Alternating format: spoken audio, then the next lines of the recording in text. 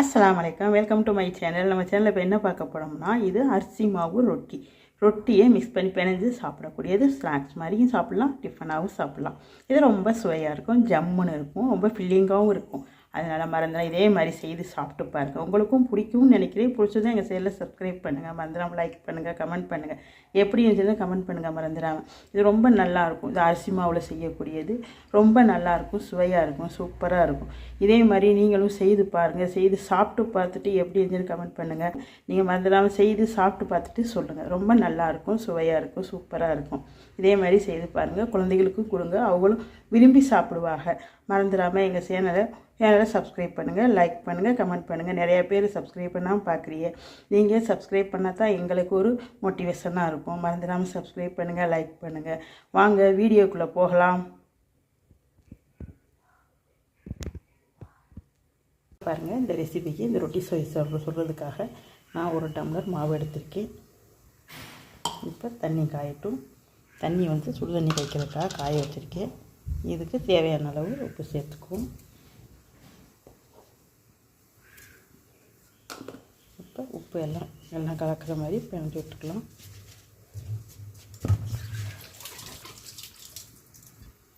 இப்போ இதுக்கு தேவையான அளவு தண்ணி காய வச்சுருக்கேன். இந்த தண்ணியை சேர்த்துக்கலாம். தண்ணியை சேர்த்து நல்லா கிண்டி விட்டுக்கலாம்.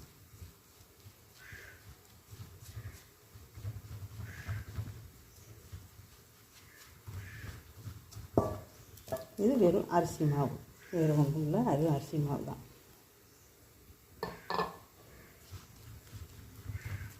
இது அரிசியாக ஊற வச்சு அரைச்சி நல்லா வறுத்து வச்சுருக்க மாவு.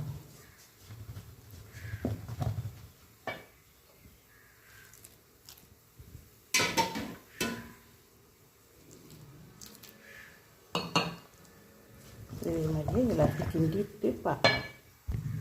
இப்போ பாருங்க, மாவு நல்லா பிணைஞ்சாச்சு. நல்லா சப்பாத்தி மாவு பதத்துக்கு பிணைஞ்சிக்கிறோம். இதை இப்போ 3 உருண்டைகளாக உருட்டிக்குவோம்.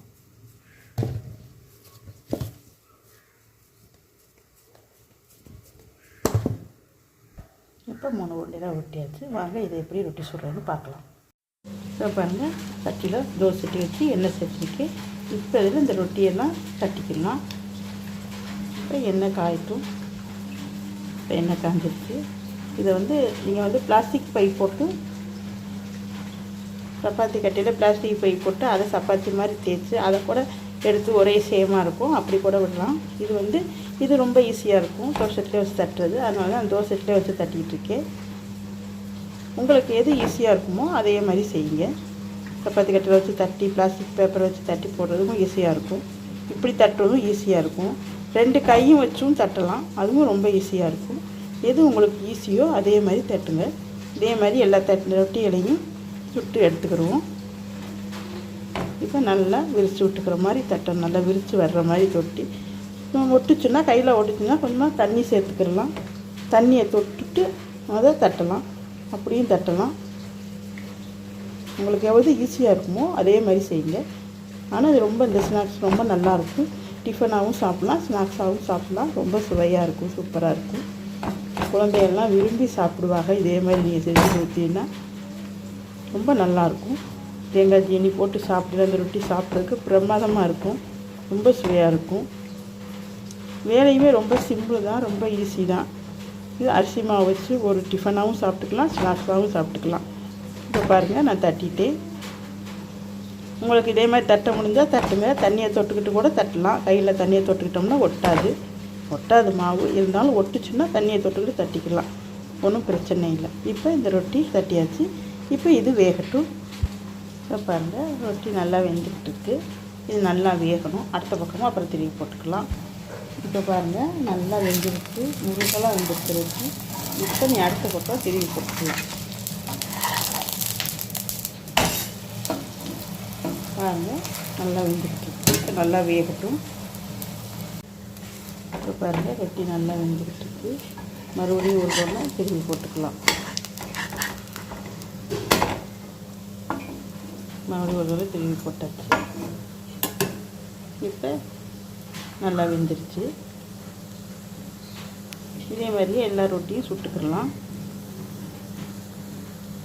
இங்கே பாருங்கள், ரொட்டி நல்லா வெந்துருச்சு. இதே மாதிரியே எல்லாத்தையும் சுட்டு எடுத்துக்கிடுவோம். இப்போ பாருங்கள், இப்போ இந்த ரொட்டி எல்லாமே சுட்டாச்சு. இப்போ இது எல்லாத்தையுமே நல்லா பிச்சு போட்டுக்குவோம். இது எல்லாத்தையுமே நல்லா பிச்சு போட்டுக்கலாம்.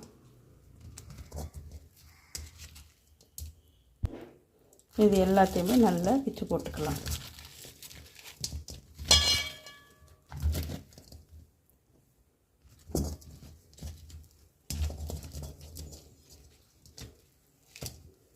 பாருங்கள், ரொட்டி நல்லா வெந்து நல்லா இருக்குது. இதை தூள் தூளாக நல்லா பிச்சு போட்டுக்கலாம்.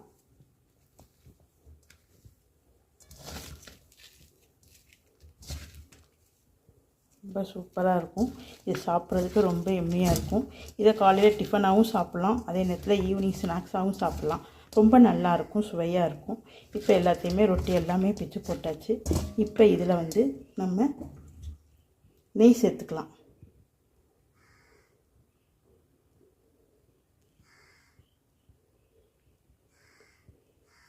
பாருங்கள், நெய் சேர்த்துக்குவோம்.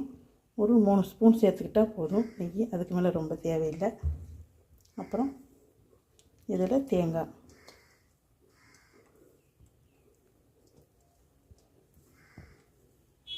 தேங்காய் சேர்த்தாச்சு.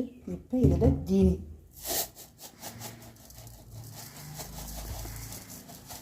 ஒரு 50 கிராம் சேர்த்துக்கிட்டால் போதும்.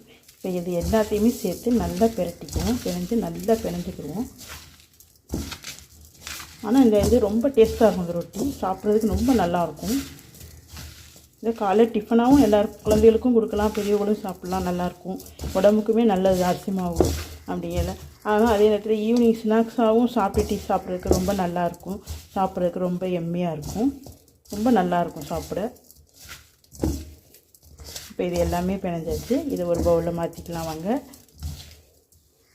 ரொம்ப நல்லாயிருக்கும் பாருங்கள், ரொம்ப சூப்பராக இருக்கும் சாப்பிட்றதுக்கு. இப்போ இதை ஒரு பவுலில் மாற்றிக்கலாம்.